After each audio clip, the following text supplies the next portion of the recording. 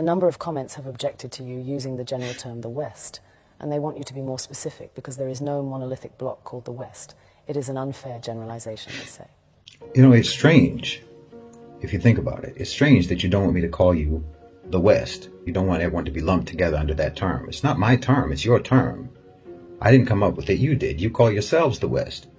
Western civilization. We all grew up hearing about how wonderful the West is.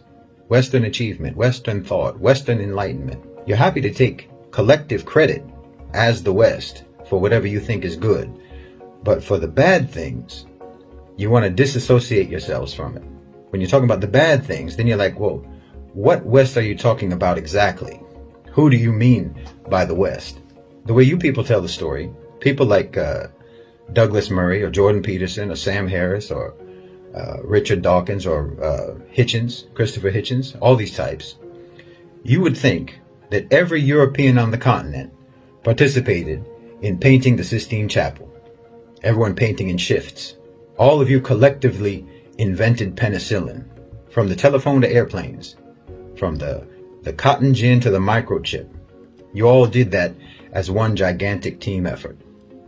We, the West, abolished slavery. We, the West, gave women the right to vote.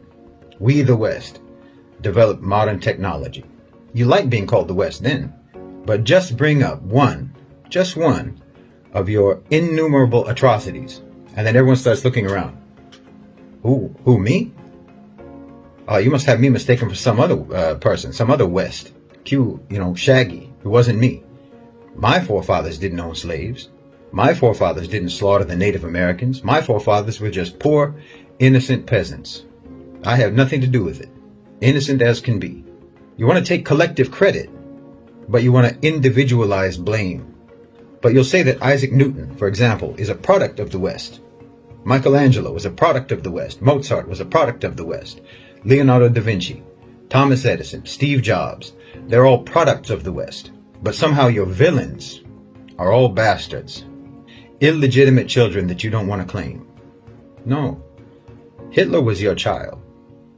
King Leopold was your child. Harry Truman was your child. A man who killed more people in a matter of seconds than anyone in the history of the human race. And not to mention every American president after Truman. From the Korean War to Vietnam to the dirty wars in Central and South America to Panama, the first and second wars in Iraq, Somalia, Afghanistan, Libya, Syria, and before Truman.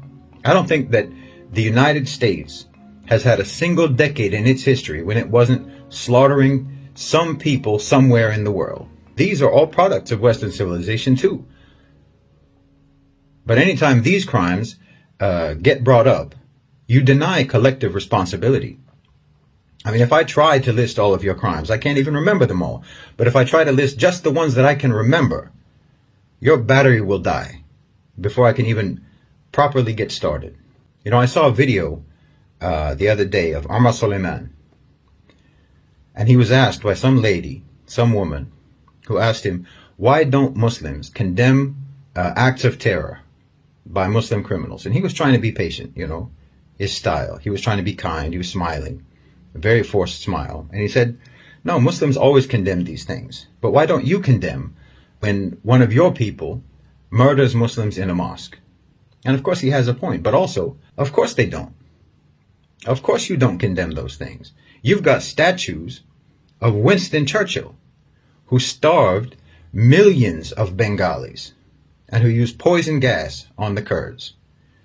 You not only don't condemn your terrorists, you not only don't try them for war crimes as they should be tried, you re-elect them into office.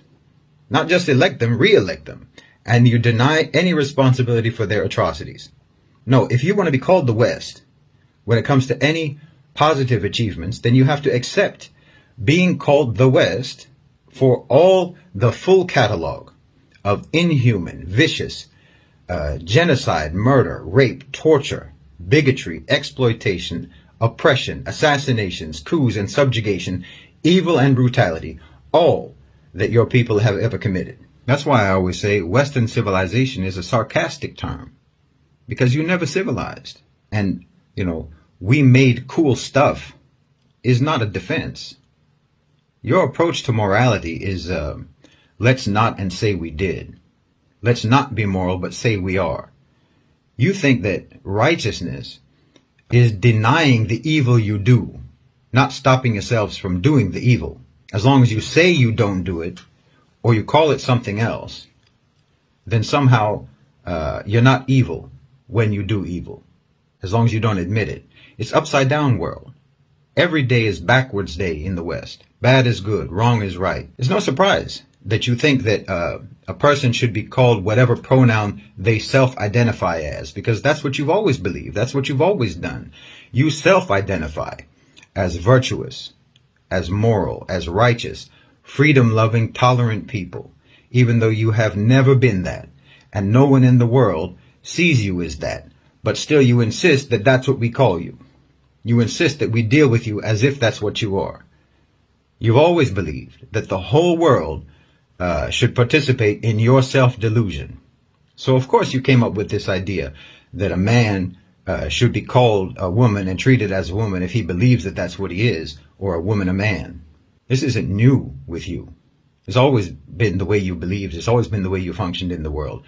That you believed that you had the right to defy objective reality, and that your own victims had no right to define you. No matter what, you insist on your own blamelessness. And I'm telling you, how on earth do you expect to ever stop doing blameworthy things if you think that you are immune from blame no matter what you do? Yes, okay, your forefathers were probably poor peasants. I agree with you. They didn't participate in the crimes of the West. They didn't participate in colonization or imperialism. But then they also have no reason to take pride in the achievements of the West either, and neither do you. They were victims of the West in their own way, and so are you. If you want to disassociate yourself from the crimes, then disassociate yourself from the achievements, and realize that you and your forefathers and your ancestors were all abandoned and betrayed and duped by propaganda about Western civilization. No one ever cared about your development or your forefathers' development. No one ever cared about your welfare or your forefathers' welfare. No one ever cared about your upliftment or theirs. No one ever cared about your life. Not yours, not your forefathers, not your ancestors. And the West doesn't care about you now. But here you are defending it, like you have no self-esteem, like you have no pride. You and I both know the West doesn't care if you starve to death. They don't care if you get kicked out of your home and live on the streets. If you spend the rest of your life drowning in debt, they don't care. If you fry your brains on drugs, they don't care. And if you decide that life is too hard, they'll help you kill yourself. That's the West. And that's what the West thinks of you. The West didn't raise you right because you don't matter to the West. They don't care if you have knowledge. They don't care if you have an education. They'll pass you on up to the next grade whether or not you can read or write, because you don't matter. Every day of your life, your civilization all around you is shouting at you in a million different voices that you don't matter. You're just a replaceable cog in the machine. Everyone in the West is regarded as disposable by the West, and still you defend it as the pinnacle of human refinement. You need to break that spell because you're living in a trance of propaganda that's all designed to keep you oblivious to your own humiliation. But then you'll get mad at me for trying to tell you to break that spell, to break that trance. You'll get mad at me because I'm trying to tell you that you need to stop being humiliated. You need to stop aligning yourself with the ones who are humiliating you. You need to stop aligning yourself with the ones that were humiliating your forefathers and that are humiliating you now. And you're going to get mad at me. But you don't disassociate yourself. I'm supposed to disassociate you from them, but you're not. Why should I disassociate you from the West when you don't do it yourself? I'm trying to tell you that you need to break the trance. I'm trying to tell you that you need to break out of the propaganda. You need to break out of the indoctrination. You need to break out of the programming. But you're going to get mad at me for telling you that. And you want to hold on to the programming. You want to hold on to the indoctrination. And then while you're holding on to it, I'm supposed to separate you from the indoctrination that you're holding on to. So how are you supposed to change?